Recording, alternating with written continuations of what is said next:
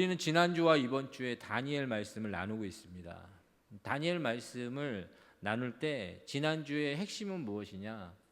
신뢰를 하는 자, 신뢰하고 하나님 앞에 믿음으로 나아가는 자들에게 하나님이 신뢰로 답하시는 하나님이시다. 여러분, 이것을 기억하셔야 됩니다.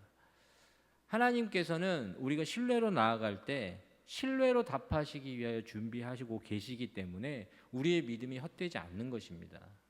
여러분, 우리의 믿음이 헛되지 않는 이유는 그 근거가 명확한데, 그게 무엇이냐면 하나님이 계시기 때문에 우리의 믿음이 헛되지 않는 것입니다.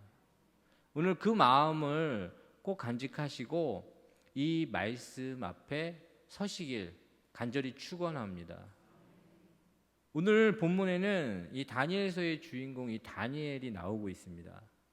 이 다니엘은 10대 청소년 시절에 포로로 끌려가서 여러 어려움을 겪게 되는 그런 일들이 있었지만, 하나님께서는 그에게 은혜를 주셔서 다니엘로 하여금 지혜와 총명의 영을 부으시고 모든 사람들보다 지혜롭고 총명하게 하셔서 그는 이 바벨론 땅에서, 이방 땅에서 고위 관리로 하나님이 세워주시는 은혜를 누립니다. 그렇지만 이 바벨론의 이 강력한 힘은 영원할 것 같았지만, 오늘 읽은 본문에 이 메대와 바사라고 표현되는 이 제국의 이름이 나오는데, 사실 이 제국은 여러분이 잘 아시는 제국입니다. 페르시아 제국입니다. 이 페르시아 제국이 이 바벨론 제국을 멸망시켰어요. 그러니까 정권이 바뀐 겁니다. 왕조가 달라진 것이고 주도권이 달라진 것입니다. 그런데 바벨론 제국에서 고위 관리로 있었던 이 다니엘은 제국이 바뀌고 왕조가 달라졌지만 그의 지혜와 총명은 인정받게 되고, 그는 이 페르시아 제국을 다스리는 이 3명의 총리 중에 한 명이 됩니다. 이 바벨론 제국이 멸망했지만 이 다니엘이라고 하는 인물은 여전히 하나님이 그를 높이 세우시는 은혜를 경험한 것입니다.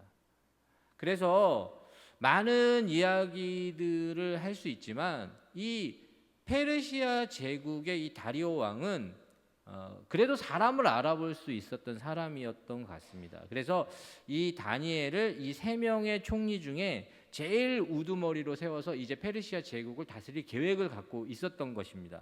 그때 이 다니엘을 그렇게 세우려고 할 때 이 페르시아 제국의 원년 멤버들이나 개국 공신들은 과연 이 일을 받아들일 수 있을까요? 어려운 얘기입니다. 유다 포로인 한 사람, 이 성경 곳곳에 이 바벨론을 이 다니엘을 표현할 때 유다에서 잡아온 그 포로라는 표시를 명확히 하는 걸 보면 이 다니엘은 그 페르시아 제국의 고위 관리들에게 굉장히 견제의 대상이 됐을 것입니다. 근데 그 사람들 중에 제일 높은 지위로 이 다니엘을 세우려고 하자 이 사람들은 다니엘을 이제 무너뜨릴 계획을 세우는 것입니다. 그때 이 다니엘은 그 사람들의 견제를 통해서 주목받게 되고 그들은 다니엘을 면밀히 관찰하게 됩니다. 그런데 문제는 무엇이었냐면 이 다니엘은 이 국사와 이 다니엘의 이 공적인 업무에 대해서는 흠을 잡을 수가 없었던 것입니다. 그래서 이들은 이 다니엘이 믿고 있는 이 하나님과 율법에 대해서 그를 넘어뜨리지 않으면 이 다니엘을 넘어뜨릴 수 없다는 걸 발견하고 계획을 세웁니다. 어떤 계획이냐? 왕에게 이제부터 30일 동안 왕 외에 다른 사람과 신에게 무엇인가 구하고 기도하고 예배하면 사자굴에 넣는 어떤 그런 조서와 법률을 세우자라고 왕에게 제안하게 되죠. 근데 왕 입장에서 이걸 거절할 이유가 뭐가 있겠습니까? 본인의 왕권을 강력하게 하고 본인의 왕권을 확립하기 위해서 신하들이 요청한 거기 때문에 왕은 별 생각 없이 이 조서를, 이 법률을 받아들이고 그의 도장을 찍어버립니다. 그런데 이 페르시아 제국은 어떤 제국이냐? 거대한 제국이에요. 그래서 이 사람들에게 있어서 왕이 무엇인가를 정할 때 실언을 할 수도 있습니다. 잘못 판단할 수도 있습니다. 그러나 왕이 도장을 찍는 순간 그것은 바꿀 수 없는 어떤 그들만의 룰이고 규칙이고 규례로 만든 이 페르시아 제국의 흐름이 있었던 거예요. 그래서 이 다니엘을 넘어뜨리기 위한 계획은 그들의 생각대로 진행이 됩니다. 왕은 그 조서에 어인을 찍고 그 금령을 페르시아 제국의 모든 사람들에게 공포를 하게 됩니다. 그때 이 다니엘은 오늘 우리가 읽은 본문의 그 사실을 인지하지만 그는 어떻게 하는지 오늘 말씀을 다시 한번 읽도록 하겠습니다. 다니엘서 6장 10절 말씀입니다. 우리 한 목소리로 함께, 자막에도 나오니까 함께 보도록 하겠습니다. 다니엘이 이 조서에 왕의 도장이 찍힌 것을 알고도 자기 집에 돌아가서는 윗방에 올라가 예루살렘으로 향한 창문을 열고 전에 하던 대로 하루 3번씩 무릎을 꿇고 기도하며 그의 하나님께 감사하였더라. 아멘. 그럼 다니엘은 페르시아 제국의 고위 관리였고 최고의 자리까지 올라가는 관리였기 때문에 이게 무엇을 의미하는지 알고 있었습니다. 이 조서의 도장이 찍히는 순간 이것은 누군가의 감정에 의해서, 사사로운 정에 의해서 바뀔 수 없는 사항이라는 걸 다니엘은 누구보다도 정확하게 알고 있었습니다. 그런데 다니엘은 오늘 본문에서 어떻게 하냐면 예루살렘으로 향한 창문을 열고 하루 3번씩 무릎 꿇고 기도한다라고 나와 있습니다. 단순히 여기선 기도로 표현되지만 원어적인 의미로 기도하고 예배하는 것입니다. 다니엘은 이 조서가 꾸며진 것도 알고 있었고 무슨 의미인지도 알고 있었지만 그는 흔들리지 않습니다. 그런데 저는 여기 계신 분들에게 질문합니다. 여러분, 다니엘이 꼭 그렇게 해야 했을까요? 다니엘이 그 왕의 조서의 그 법률의 도장에 찍힌 줄 알면서도 하루 3번씩 예루살렘으로 향하는 창에 문을 열고 하나님께 기도하고 예배하는 이 행위를 여러분 꼭 계속해야 했을까요? 저는 그런 의문이 듭니다. 왜냐하면 지금 상황은 굉장히 긴박하고 위급한 상황이기 때문에 늘 했던 이 기도하고 예배하는 이 행위를 한 30일 정도 좀 쉬면은 안 됐을까? 그럴 수 있지 않습니까? 상황이. 그리고 예루살렘으로 향하는 그 창을 열고 그렇게 기도할 것이 아니라 그냥 골방에서 조용히 예배하고 기도해도 괜찮지 않습니까? 아니, 그것도 어렵다면 창문에 커다란 커튼을 치고 아무도 들어오지 못하게 한 상태에서 하나님께 예배하고 기도하는 건 안 될까요? 여러분, 저는 그런 질문을 하게 되었습니다. 왜 다니엘은 꼭 그렇게 했어야만 했을까? 저는 이 다니엘의 입장으로 들어가 보면 무엇을 생각하게 되냐? 이 다니엘은 이 문제가 단순히 이 한 번으로 끝나지 않을 것이라는 것을 알고 있었다는 사실입니다. 지금 그는 이번에 피하면 이것이 끝이 아니라 또 올 것이고, 지금 이 순간은 이 사건의 본질은 하나님을 섬기면서 내가 살든지 아니면 하나님을 저버리고 살아갈지를 결정해야 되는 순간이 왔다는 걸 그는 알게 된 것입니다. 그래서 그는 지금 이 순간을 그냥 30일 정도 멈춘다고 해서 이것이 해결될 일이 아니고, 30일 정도 내가 숨는다고 해서 해결될 일이 아니고, 지금 이 순간은 내가 무엇인가 결정해야 되는 순간임을 그는 알게 된 거예요. 그러나 다니엘은 그 순간에 흔들리지 않고 하나님 앞에 예배하고 기도한다는 사실이죠. 저는 이 다니엘을 보면서 오늘 우리에게 하나님께서 주고자 하시는 메시지가 이 속에 녹아 있어서 여러분들과 함께 이 예배 가운데 나누기를 원하는 부분입니다. 여러분, 다니엘은 왜 어떻게 그렇게 흔들리지 않고 그 자리에서 하나님을 섬기며 하나님께 예배하고 기도할 수 있었을까요? 그도 사람이고 그도 두려움이 있었을 것이고 그도 그의 삶 속에 이 죽음의 공포 앞에 무너질 수도 있었는데 그는 그렇게 하지 않았다는 사실입니다. 저는 그가 그렇게 할 수 있었던 힘의 근원 중에 가장 먼저 무엇을 꼽고 싶으냐면 그는 하나님 앞에서 진정한 겸손의 태도를 가지고 있었기 때문에 이것이 가능하다라고 확신합니다. 여러분, 진정한 겸손이 무엇이라고 생각하십니까? 우리는 우리 문화에서 겸손을 바라볼 때가 있습니다. 우리 문화의 겸손은 사양하는 것이나 자신을 낮추는 것 정도로 생각하는 것을 겸손이다라고 얘기할 수 있습니다. 그러나 하나님 앞에서 겸손은 무엇이냐? 능력의 근원이 나에게 있지 않고 우리 하나님께 있음을 고백하는 것이 진정한 겸손입니다. 다니엘이 그렇게 할 수 있었던 것은 능력의 근원이 자신에게 있지 않고 하나님께 있음을 고백했기 때문에 그것이 가능한 것이라는 겁니다. 다니엘은 자신에게 주어진 것이 어디로부터 온 것인지를 그가 알고 고백했기 때문에 그는 진정한 겸손의 태도를 보일 수 있었던 것입니다.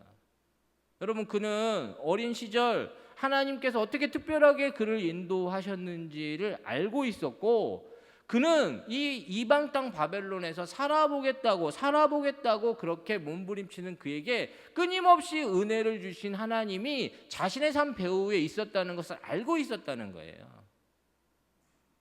저는 이 이야기를 하면서 제가 생각난 이야기가 하나 있었습니다. 그게 무엇이냐면 여러분, 숲속에 토끼 이야기가 생각이 났습니다. 저는 이 이야기를 참 좋아하는데 한번 들어보시겠습니까?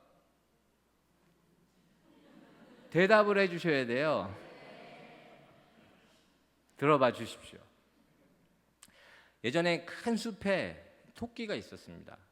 근데 토끼는 이름만 들어도 아시겠지만 연약했습니다. 구박받았고 천대받았고 멸시받았습니다. 그래서 토끼의 눈이 빨간 것 가지고도 그 숲에 있는 동물들이 트집을 잡았습니다. 토끼는 항상 웅크려져 있었고 토끼는 항상 자신감이 없었습니다. 근데 그런 토끼가 너무 불쌍해서 그 숲의 왕이었던 사자가 그를 불쌍히 여겨주기 시작했습니다. 그래서 조용히 토끼가 이쪽으로 가면 사자가 그 뒤를 쫓아 그의 뒤에 있어 주었습니다. 토끼가 이쪽으로 가면 또 그는 아무 말 없이 그 토끼 뒤에서 그 자리를 지켜줬습니다. 숲에서는 이제 소문이 났습니다. 사자 왕이 토끼를 친구 삼았다. 이제 토끼를 함부로 대했다가 이 사자에게 우리가 어떤 일을 당할지 모르니 토끼를 존중해야겠다. 토끼는 대접이 달라졌습니다. 토끼가 가는 곳에 그 동물들은 아주 융숭한 대접을 하기 시작했고 겸손해지고 그를 칭찬하고 그를 아끼는 것처럼 보였습니다. 토끼는 더 이상 비참한 존재가 아니었고 연약한 존재가 아니었고 천대받는 존재가 아니었습니다. 그런데 어느 날 문득 토끼가 자신에게 주어진 그 대접이 당연하게 느껴지기 시작했습니다. 자신에게 주어진 그 대접과 자신에게 허락되는 것들이 내가 이걸 왜 사자랑 나눠야 되는지 의문이 들기 시작했습니다. 이건 나한테 주어진 거 아닌가? 근데 내가 이걸 사자랑 나눠야 되는 이 상황이 토끼는 싫어지기 시작해서 사자가 이쪽으로 가면 사자를 피하기 시작했습니다. 사자가 이쪽으로 가면 토끼는 이쪽으로 가기 시작했습니다. 숲에는 이제 다시 소문이 났습니다. 더 이상 토끼랑 사자랑 친구가 아니다. 더 이상 사자가 토끼랑 함께 다니지 않는다. 어떻게 됐을까요? 토끼는 다시 비참해졌습니다. 토끼는 떨어질 대로 떨어졌습니다. 여러분, 이 이야기를 저는 왜 좋아하냐면 제가 목회자이기 때문에 참 좋아합니다. 저는 정말 하나님께서 은혜 주셔서 좋은 성도들을 참 많이 만났습니다. 그 성도들이 참 목회자들을 아껴주셨고 목회자들을 융숭히 대접해 주셨고 목회자인 저에게 훌륭하게 그렇게 상대해 주셨습니다.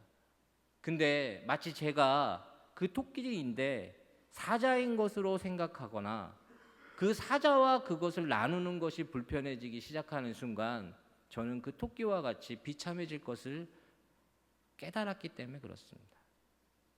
여러분, 우리의 삶이 여러분에게 주어진 것이 과연 어디로부터 왔다고 생각하십니까? 여러분에게 주어진 그 은혜와 여러분에게 주어진 그 대접이 과연 어디로부터 왔다고 여러분은 생각하고 계십니까? 여러분, 만약에 그것이 능력의 근원이 하나님께 있음을 고백하지 못하면 여러분, 그 토끼와 같이 여러분은 겸손할 수 없습니다. 진정한 겸손은 어디서부터 오는가? 나에게 주어진 그것이 하나님께서 내 배후에 계심으로 나에게 주어진 것이라고 확신할 때 우리는 위기의 상황, 아픔의 상황, 두려움의 상황에서도 흔들리지 않고 그것을 수용하고 받아들일 수 있는 영적인 자세가 생깁니다. 오늘 우리에게 믿음을 이야기하면서도 우리의 삶의 믿음엔 승복이 없습니다. 받아들이기보다는 나에게 왜 이런 일이 주어졌는지, 나에게 왜 이런 현상이 일어났는지 우리는 끊임없이 그 부분에 대해서만 생각하고 바라보게 됩니다. 그러나 다니엘도 똑같은 사람인데, 다니엘도 똑같은 환경과 어려움에 놓여 있는데 다니엘 어떻게 그렇게 할 수 있었느냐? 하나님께서 내 배후에서 능력의 근원이 되신다면 지금 이 상황에 하나님은 여전히 나를 지키시고 보호하시는 분이시다라는 확신이 있기 때문에 가능한 겁니다.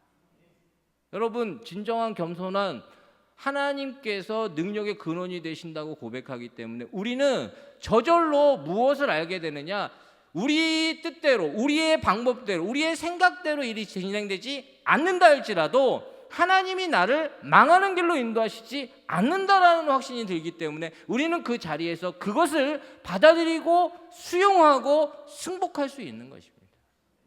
다니엘은 지금 이 다니엘서에 나오는 다니엘과 함께 믿음의 새 친구들의 공통점은 무엇이냐면 이 상황에서 현실적인 상황과 어려움 그 배후에 하나님이 지금까지 함께 하신 것이 그의 눈에 들어오기 시작하기 때문에 그들은 그의 삶의 어려움도 아픔도 받아들이는 거예요. 그러면 그것이 하나님의 능력이 나타나는 축복의 통로가 된다는 것을 그들의 삶을 통해서 보여주고 있는 것입니다. 여러분, 오늘 우리 삶 속에 우리가 순간순간 믿음을 이야기하며 겸손을 이야기하지 않으면 우리의 믿음은 하나님을 끌어다 붙이는 수단에 그렇게 국한시킬 때가 많습니다. 그러나 능력의 근원이 하나님께 있음을 진정으로 고백하신다면 하나님께서 여러분 삶의 배후에서 한결같이 따뜻하고 한결같이 아름답게 여러분들을 지키셨던 것이 눈에 들어오실 수 있기를 주의 이름으로 축원합니다. 여러분, 이 다니엘에게 있어서 흔들리지 않을 수 있었던 두 번째 힘을 생각해 본다면 저는 다니엘의 믿음이 진정한 믿음이었기 때문에 가능했다라고 확신합니다. 여러분, 다니엘은 믿음의 사람입니다. 그런데 이 다니엘의 믿음을 보면서 확신하는 그 확신이 무엇이냐? 이 다니엘의 믿음은 개념이 아니라 실천이었어요. 다니엘의 믿음은 그냥 생각에 지나지 않는 어떤 그런 개념이 아니라 그는 삶 속에서 그것을 살아낼 수 있는 실천의 믿음이 있었다는 사실입니다. 우리는 여기서 믿음의 개념, 믿음의 생각 여러 가지를 이야기할 수 있지만 우리 믿음은 보이지 않습니다.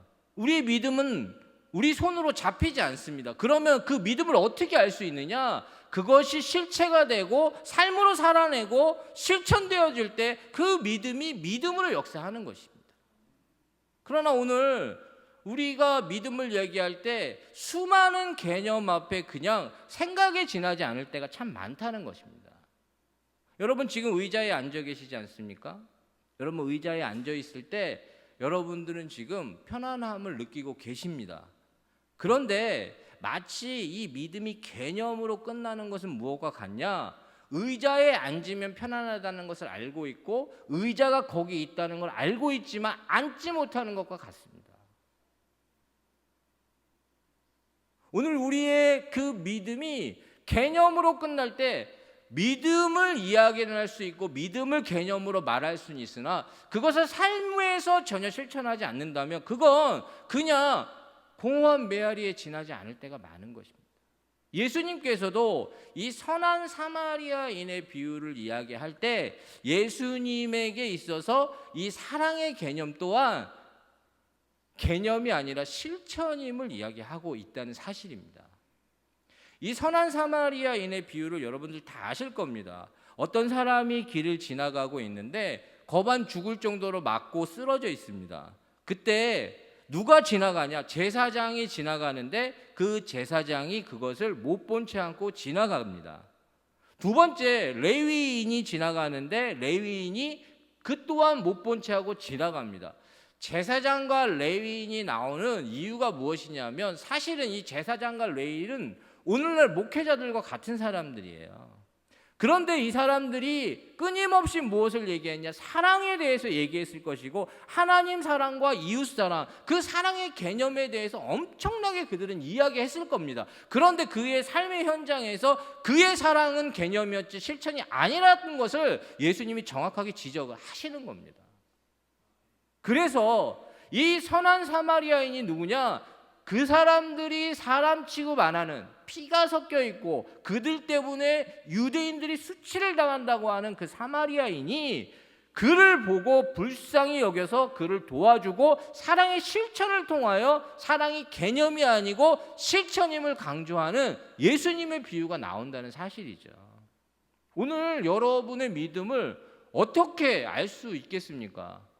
여러분, 믿음은 보이지 않고 잡히지 않습니다. 그러나 믿음은 바라는 것들의 실상이고 보지 못하는 것의 증거가 되는 이유는 무엇이냐? 여러분이 믿음으로 살아낼 수 있을 때 그 믿음은 살아있는 믿음이 되는 것입니다. 하나님께서는 이 다니엘을 통해서 우리에게 말씀하시고 싶은 것이 이것입니다.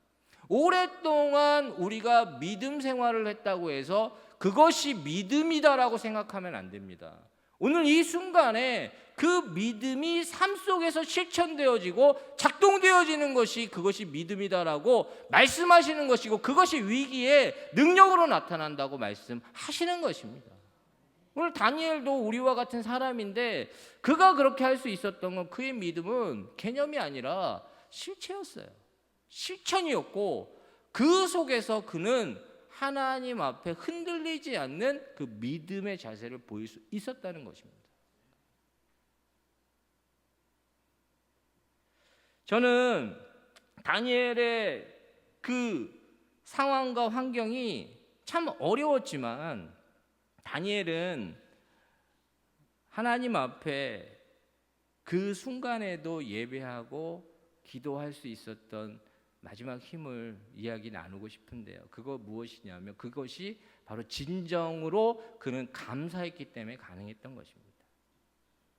오늘 우리가 읽은 본문을 다시 한번 보겠습니다. 6장 10절 말씀 자막에 나올 텐데 다시 한번 읽어보도록 하겠습니다.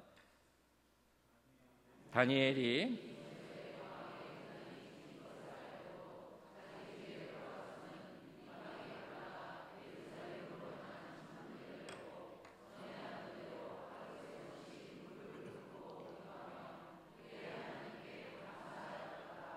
아멘. 여러분 뭐라고 기록하고 있죠? 마지막에 감사하였더라. 여러분 다니엘이 그 위기의 상황에 예배하고 기도한 것으로 끝난 게 아닙니다. 감사했다는 거예요. 이 상황은 여러분 보시기에 감사할 만한 상황입니까? 여러분 이 상황은 예배하고 기도한 부분들은 수긍할 수 있습니다. 그런데 감사할 수 있는 상황이냐라고 이야기한다면 사실은 이 상황 그렇게 보기 어렵습니다. 그런데 다니엘이 무엇을 하냐? 그는 하나님 앞에 예배하고 기도한 것으로 끝나는 것이 아니라 감사하기로 결정한다는 사실이에요. 여러분, 진정한 감사를 여기서 배워야 하는 게 무엇이냐면, 여러분, 감사하는 결정하는 것입니다. 감사하기로 결정할 때 감사가 되는 것이고, 감사하기로 결정할 때 감사가 우리에게 나오는 것입니다. 오늘 다니엘에게 상황은 그렇지 않았지만 그는 감사할 수 있었던 건 무엇이냐? 감사하기로 결정했기 때문에 가능한 것입니다. 여러분, 감사하는 것이 쉬운 것처럼 느껴지지만 우리는 그냥 두면 우리의 상황이 아무리 좋아도 불평과 원망이고, 우리에게 있는 그 작은 불평 그 하나 때문에 감사할 모든 것을 덮어버릴 만한 일들을 우리는 많이 보게 된다는 사실이죠. 그렇다면 어떻게 해야 되느냐? 감사하기로 결정할 때 그 감사를 우리의 삶 속에 해낼 수 있는 거예요. 그래서 감사를 훈련하는 것처럼 감사의 훈련이 있어야 감사가 결정되는 겁니다. 그러니까 여러분, 감사 노트들 쓰지 않습니까? 요즘 교회를 다니지 않고 예수를 믿지 않아도 감사 노트를 쓰는 젊은이들이 있어요. 그 이유가 무엇이냐면 자신의 삶 속에 감사하는 걸 결정하는 거죠. 순간순간 그것을 하다 보면 무엇을 알게 되느냐? 여러분, 자신의 삶을 제대로 보는 눈이 열리게 되는 것입니다. 감사하기로 결정한 순간 다니엘은 무엇을 알게 되느냐? 자신과 동행했던 하나님이 더 선명하게 드러나는 거예요. 감사함으로, 그때 그 순간에, 그 10대 청소년 시절에 다 나를 버리고 나를 모른다 하고 내가 믿는 하나님이 어디 있냐라고 얘기할 때 하나님은 내게 아버지가 되어주신 것입니다.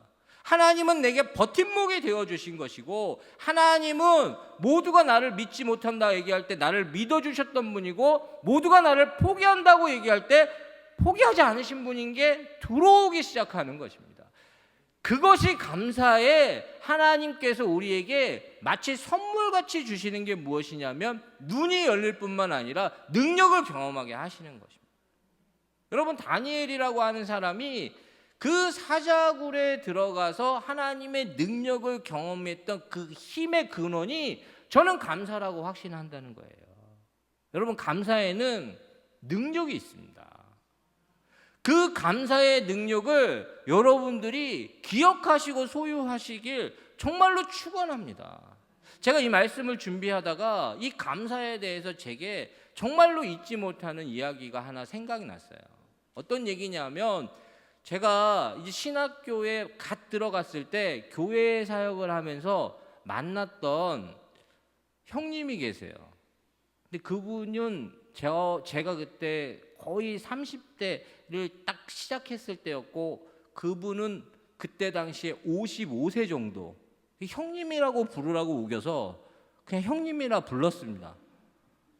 그 형님이 저랑 같이 사역을 하는데 그 교회를 섬기는데 너무 열심히 섬기시고 공부도 너무 열심히 하세요. 저는 늘 학교를 옆문으로 들어가서 뒷문으로 나온 스타일이기 때문에 잘 못해요. 근데 이분은 식사를 하면서도 그 헬라어하고 히브리어 공부를 막 하시더라고요. 참 존경스러웠어요. 그게 너무 참 신실한 모습을 보여주셔서 참 하나의 은혜 주시겠구나라고 생각했는데, 신학교를 이제 신학대학원을 졸업을 하고, 저는 그때 젊었잖아요. 어렸습니다. 그러니까 제가 이제 가려고 하는 교회에 이렇게 지원을 하니까 오라 그러더라고요. 그러니까 저는 쉽게 갔어요. 근데 이 형님은 나이가 55세시다 보니까 사역지가 없는 거예요. 아무도 불러주지를 않고 아무도 우리 교회에 와서 사역하라고 얘기를 안 하는 겁니다. 처음에 그 시간을 믿음으로 잘 견뎠지만 이게 오래되다 보니까 깊은 낭망에 빠지는 거예요. 이게 뭐지? 이렇게 해서 어떻게 살지? 뭐 그런 생각을 하셨겠죠. 근데 그분이 사역자를 계속 구하다가 안 되시니까 이제는 하루는 이 교회, 하루는 이 교회, 하루는 이 교회 가서 예배를 드리기 시작한 거예요. 근데 어느 큰 교회를 가셨던 것 같아요. 되게 큰 교회에 가셔서 예배를 드리고 계시는데 그날 그 목사님이 어떤 설교를 하셨냐면 감사해야 된다고 설교를 하시더래요. 감사하셔야 된다고. 감사하셔야 된다고. 근데 그 얘기를 듣는데 속에서 천불이 나더라는 거예요. 속에서 막 뒤틀릴 대로 뒤틀려서 진짜 그 마음에 그런 마음이 들더래요. 당신 정도 되면 감사할 만하지. 당신이 뭐가 아쉬워서 감사를 못하나. 이렇게 큰 교회에서 이렇게 하고 있는데 당신 정도 되면 감사할 만하지. 너무 화가 나서 그냥 예배 중간에 나가버린 거예요. 그래 길을 걷고 있는데 정말로 그 비참한 마음으로 길을 걷고 있는데 하나님께서 정말로 강하게 음성을 주시더래요. 너 그 상황에서 나오고 싶냐? 네 하나님, 저 이 상황에서 정말 나오고 싶습니다. 다시 한번 물어보시더래요. 너 그 상황에서 진짜 나오고 싶냐? 네 하나님, 정말로 제가 이거 벗어나고 싶습니다. 그때 하나님께서 주신 메시지는 딱 하나였대요. 그럼 감사해라. 그때 이분이 그 마음에 그 갈등이 있었지만 감사하기로 결정하고 감사하기 시작한 거예요. 그랬더니만 하나님께서 눈을 열어주시기 시작한 거예요. 무슨 눈을 열어주셨느냐? 그동안 몰랐던 자기 그 두 딸이 있었는데 얘네들이 너무 감사하더라는 거죠.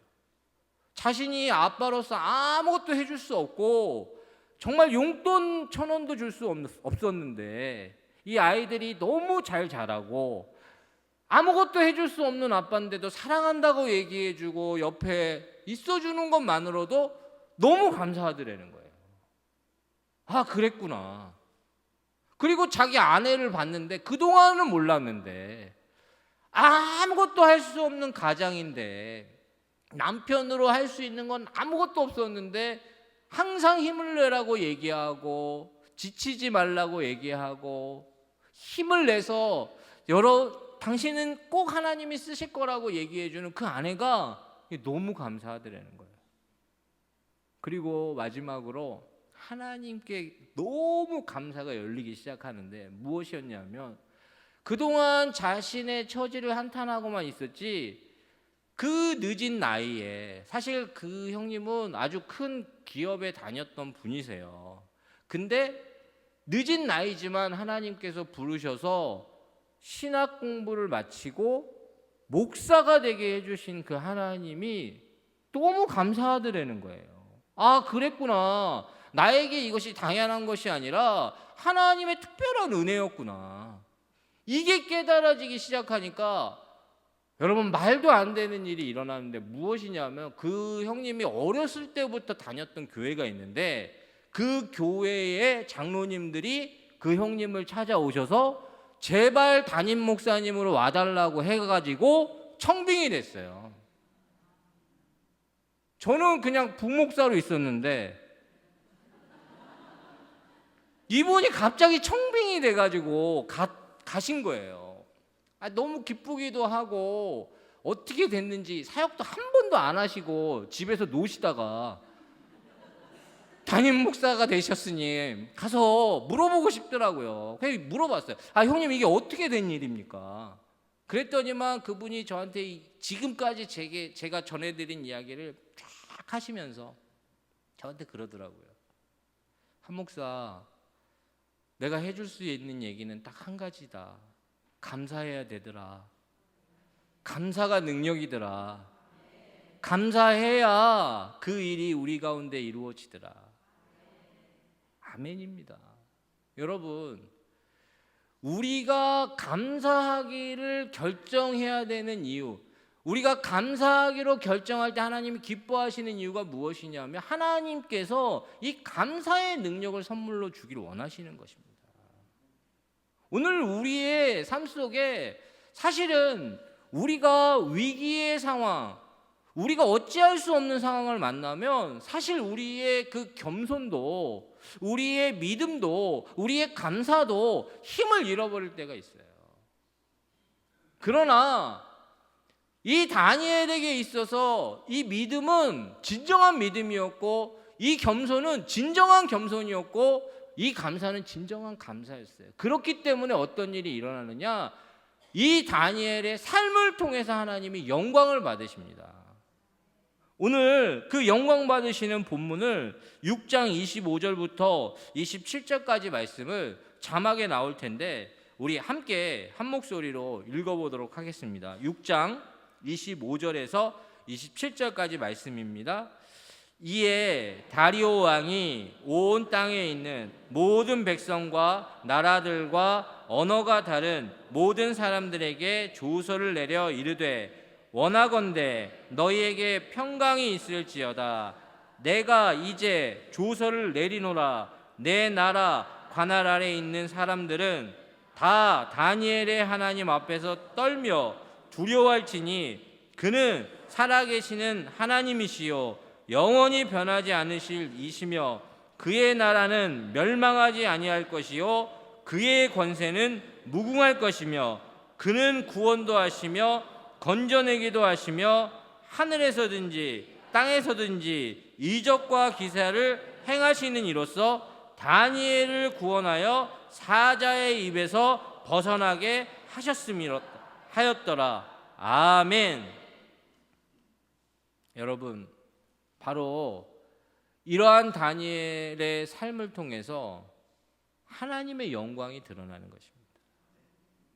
우리는 지난주와 이번 주에 하나님의 영광이 드러날 때를 살펴보았습니다. 하나님의 영광이 드러날 때는 믿음으로 반응하는 자들에게 하나님이 믿음으로 반응할 때 하나님의 영광이 드러납니다. 또한 위기의 상황, 우리가 어쩔 수 없는 그 절박한 상황에 있다 할지라도 진정한 겸손과 진정한 믿음과 진정한 감사가 있을 때 하나님이 영광을 받으시는 겁니다.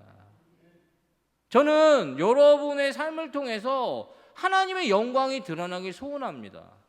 저는 제 삶을 통해서 하나님의 영광이 드러나길 소원합니다.